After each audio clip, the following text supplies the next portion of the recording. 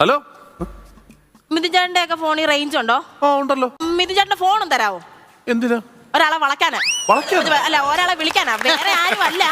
എന്റെ ഹസ്ബൻഡ് പ്രകാശ് ഏട്ടൻ, പുള്ളി 2 ആഴ്ചയായിട്ട് ജോലി സ്ഥലത്താണ്.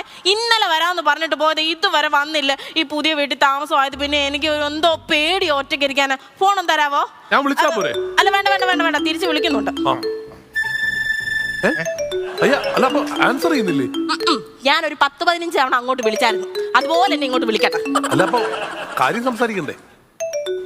ഹലോ ഹലോ, എത്ര തവണയായിട്ട് ഞാൻ വിളിക്കുവാ? എന്താ നിങ്ങൾക്ക് ഫോൺ എടുത്തിട്ടൊന്ന് മറുപടി പറഞ്ഞാൽ എന്താ?